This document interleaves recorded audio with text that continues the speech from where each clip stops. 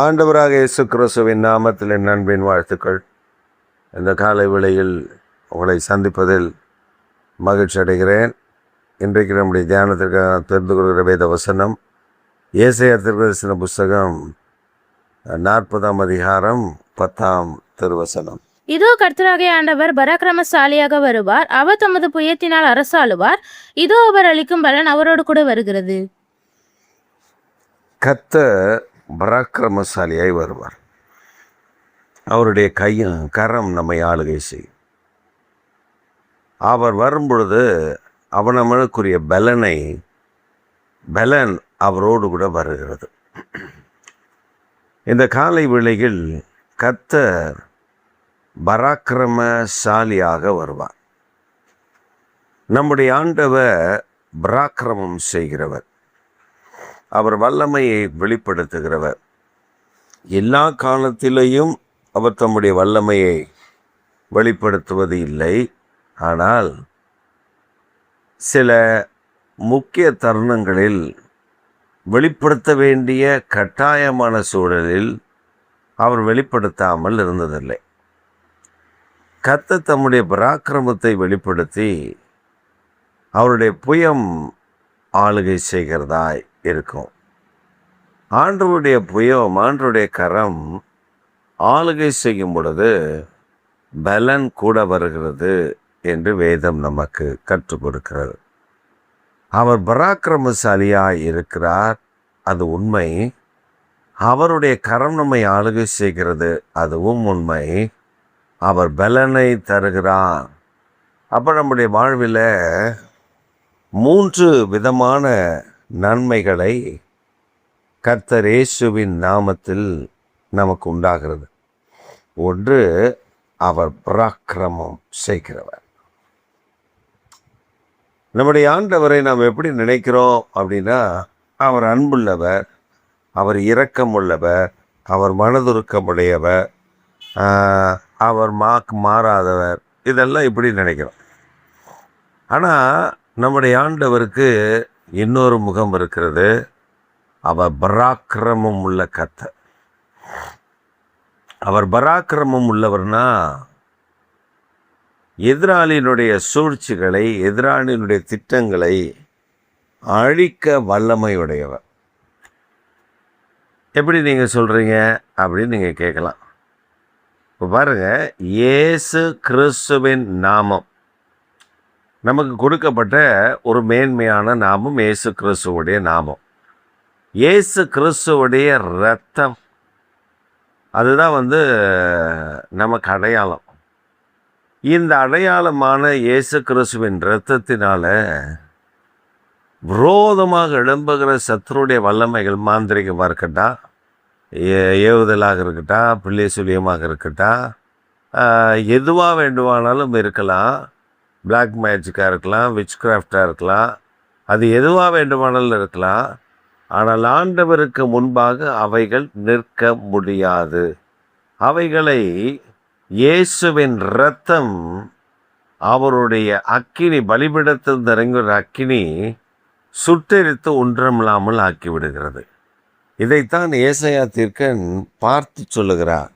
அவருடைய கரம் நம்மை ஆளுகை செய்கிறது. அவருடைய கரம் நம்மை ஆளுகை செய்யும்.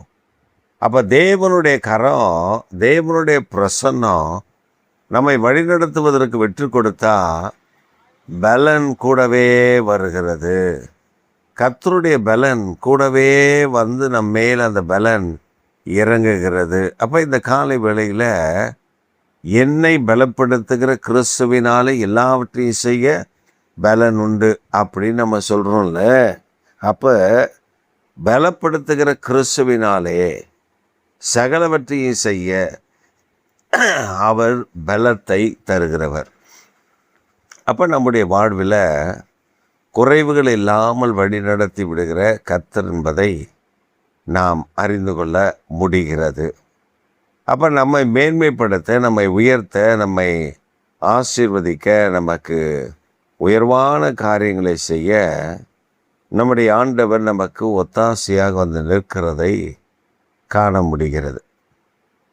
ஒரு சமயம் இந்த வால்பாறை பகுதியில் ஒரு மேனேஜருடைய வீடு,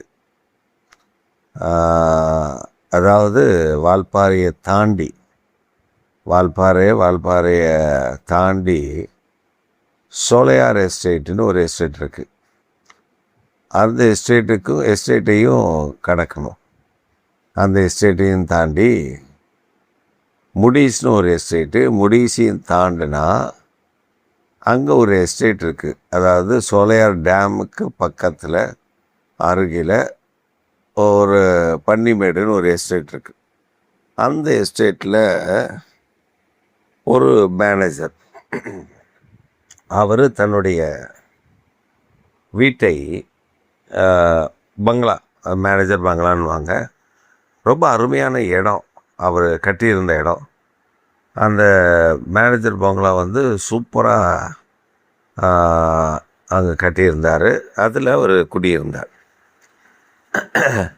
அந்த மேனேஜர் பங்களா கட்டியிருக்கிற இடம் பார்த்திங்கன்னா அது ஆணைகளின் வழித்தடம். இந்த ஆணை வந்து அங்கே தான் தங்கும். அதாவது அங்கே அவர் வீட்டுக்கு பக்கத்தில் தான் ஒரு புல்வெளி, அதில் தண்ணீர் போகிறதே தெரியாது. ரொம்ப ரொம்ப ரம்மியமான இடம் அது, அவ்வளோ அழகாக இருக்கும். அந்த இடத்துல தான் ஆணை வந்து ஒரு 25, 30, 35 அப்படி கூட்டமாய் வரும்போது வந்து தங்கி அங்கே கிடைக்கக்கூடிய புற்கள், கிடைக்கக்கூடிய தண்ணீர், அது நல்லா இலைப்பாரிட்டு போகும். அங்கே வந்துச்சுன்னா, கேம்பு போட்டுச்சுன்னா ஒரு நாள் இல்லை ஒரு வாரம் கூட அங்கே தங்கி மற்ற இடங்களில் போய் உணவு சேகரிச்சுட்டு அங்கே வந்து அது படுத்துக்கிறதுக்கு வரும். இவருடைய வீட்டை அங்கே நடுவில் கட்டிட்டு இவர் என்ன தெரியுமா சொன்னார், நான் பராக்கிரமம் செய்கிறவன். எந்த யானையும் எந்த பூனையும், ஆணையும் சரி பூனையும் சரி, என்னை எதுவும் ஒன்றும் பண்ண முடியாது, நான் அவ்வளோ பவர் அப்படின்னு சொல்லிட்டு. ஏன்னா அவருக்கு வந்து அரசாங்கமே துப்பாக்கி அனுமதித்திருந்தது. அவர்கிட்ட 2 துப்பாக்கி இருந்தது. அதனால் அவர் ரொம்ப தைரியமாக இருந்தார். இப்போ இந்த ஆணை வர்ற வழித்தடம் அது புதிதாக இந்த கட்டிடங்கள் எழும்பி நல்லா கட்டப்பட்டிருந்ததை பார்த்தோன்னே அந்த ஆணைக்கு ஒரு கோவம் வந்துச்சு. எப்போதுமே முன்னாடி வர்றது வந்து ஒரு கொம்பு, அதாவது தந்தம் வச்ச யானை மட்டும்தான். ஆண் யானை தான் ஒத்த ஆண் யானை முன்னாடி வரும். அந்த கூட்டத்துக்கு முன்னாடி கொஞ்சம் தூரத்தில் அந்த கூட்டம் வரும். அந்த கூட்டத்துக்கு முன்னாடி இந்த ஒத்த யானை வந்து ஆபத்துக்கு இருக்கான்னு பார்த்துட்டே போகும். அப்படி ஆபத்து இருக்கிற மாதிரினா தான் கூட்டத்தை சவுண்டு கொடுத்து நிறுத்திட்டு அந்த ஆபத்தை அதை கிளியர் பண்ணும். ரொம்ப அருமையாக இருக்கும் அதனுடைய கூட்டத்தை நீங்கள் பார்த்தீங்கன்னா. அது வந்தாக்கா இவர் சும்மா இல்லை, ஆனால் அந்த பக்கமாக வருது, அது வழித்தடாது தான், அதை கிராஸ் ஆகி அது போயிடும். இவர் என்ன பண்ணிட்டாரு, துப்பாக்கி எடுத்து சுட ஆரம்பிச்சிட்டார். ஆனை மறண்டுச்சு. ஆனை மறண்டு ஓட ஆரம்பிச்சிடுச்சு. குட்டியெல்லாம் இருக்குது, ஆனை குட்டியெல்லாம் இருக்குது. அந்த குட்டியெல்லாம் இருந்து ஓடிச்சுன்னா பின்னாடி அது பெரிய ஆப்பு வைக்கும்னு அர்த்தம். இது அவருக்கு தெரியல. மேனேஜர் தான், படித்து தான் இருக்கார். அந்த அளவுக்கு புத்தி இல்லாமல் போச்சு. பராக்கிரமம், தான் துப்பாக்கி இருக்கியா, எதையும் செய்வாயா அப்படின்னு நினச்சி அவர் செஞ்சார்.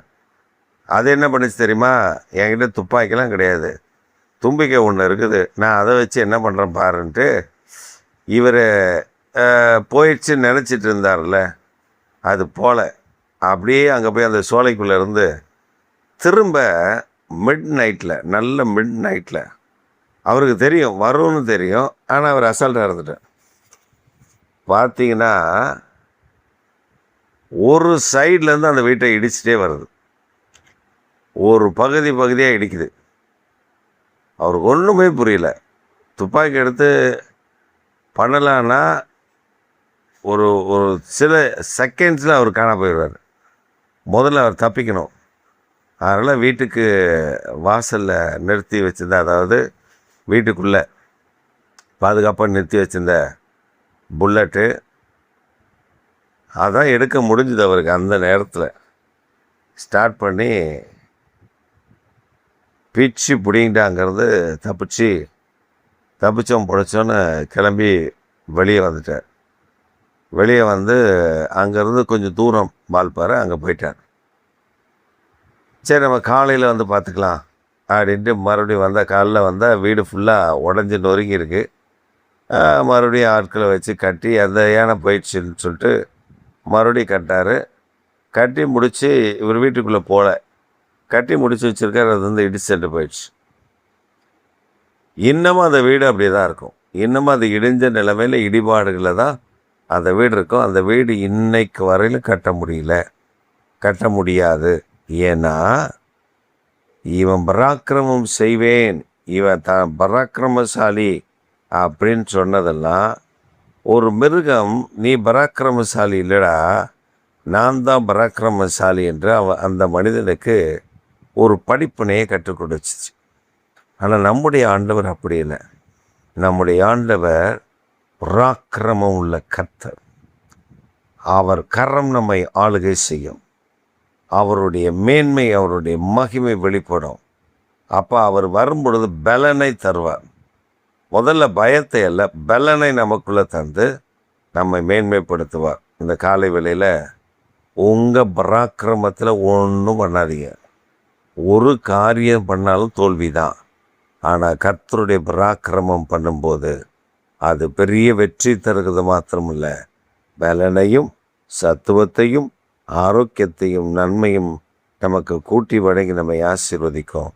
அந்த பராக்கிரமசாலியாக கர்த்தர் பராக்கிரமம் செய்கிறவராய் என் வாழ்க்கையில் அவர் வெளிப்படும் பொழுது நான் பெரிய ஜெயத்தை, பெரிய வெற்றியை, பெரிய ஆசீர்வாதத்தை காண முடியும்.